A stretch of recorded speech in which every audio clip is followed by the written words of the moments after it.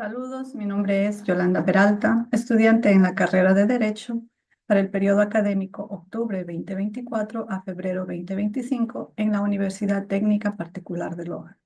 Esta es una presentación para la clase de Sociología Jurídica sobre la sociología del derecho ecuatoriano y la exclusión económica. Por exclusión económica nos referimos a las condiciones económicas frente a la ciudadanía, la exclusión por falta de medios educativos, la exclusión de la protección jurídica del Estado por razones económicas y la discriminación por razones económicas en la justicia penal.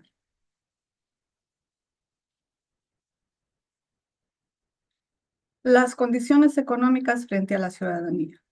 En resumen, podemos decir que las condiciones económicas han sido factores limitantes para el otorgamiento y ejercicio de la ciudadanía y la participación política.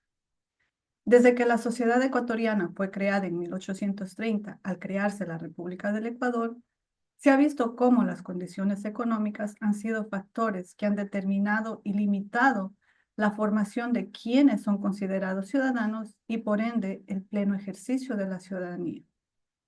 Las constituciones ecuatorianas antes de 1869 consolidan la ciudadanía y el ejercicio de los derechos políticos en base al patrimonio y al ingreso económico.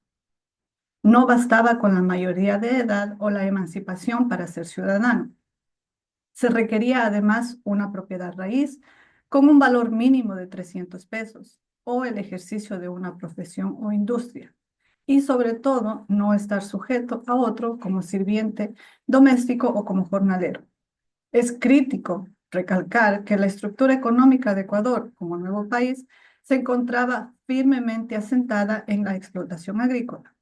El núcleo de la producción provenía de las grandes haciendas, característica de su antecesora explotación feudal de la época colonial. Pero aún siendo ciudadano, no se podía ser elector. Para poder elegir se necesitaba tener 25 años de edad y una renta propia que proviniera de un bien raíz o del ejercicio de una profesión o industria. ¿Y qué tan difícil era cumplir con este requisito?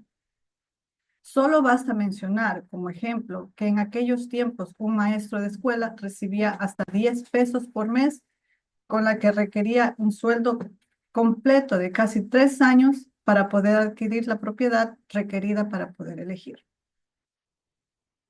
Y para ser elegido, esto más bien era un honor solo para los afortunados que tuvieran una propiedad raíz cuyo valor alcanza por lo menos 4,000 pesos o una renta de 500 pesos proveniente de profesión o industria.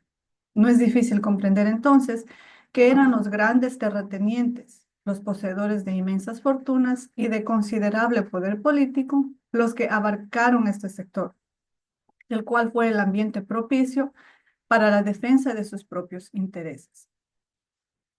Así quedó el poder político confinado en manos de unos pocos, siendo así la construcción democrática ecuatoriana una práctica fundamentalmente excluyente.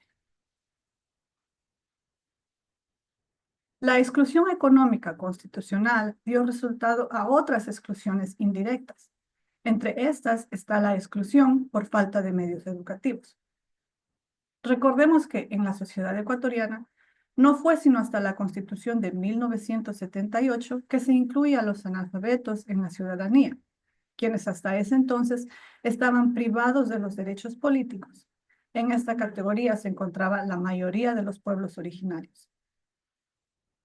Se sabe que es un deber del Estado democrático proveer servicios educativos adecuados para el buen desarrollo humano y económico de la población.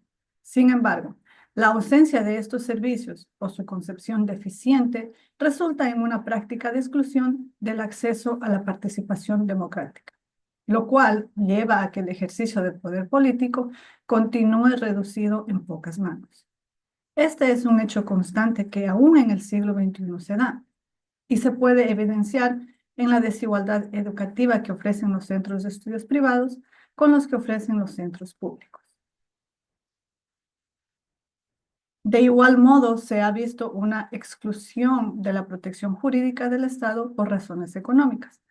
El Estado democrático está obligado a ofrecer a sus ciudadanos una razonable protección jurídica, que además debe ser igualitaria. Aunque este enunciado se encuentre en las constituciones, en la práctica no siempre ocurre así.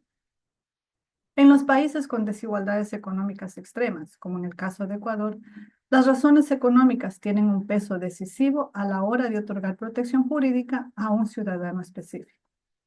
Las influencias y el poder económico tienen aún gran poder en cuanto a las decisiones judiciales o a la concesión de derechos. De esta manera, no es infrecuente encontrar que el litigante con menor poder económico no alcanza tantos resultados positivos en una contienda legal como aquel litigante que goza de mejor posición económica. Y así también podemos concluir que las razones económicas en cuanto a la justicia penal tienen un peso que influye en la desigualdad del ciudadano que se encuentra bajo proceso. En todos los juzgados se aqueja que normalmente son detenidos y condenados los ciudadanos de los estratos económicos más modestos y que en cambio los ciudadanos de las capas sociales con mayores ingresos logran condenas más favorables. Gracias.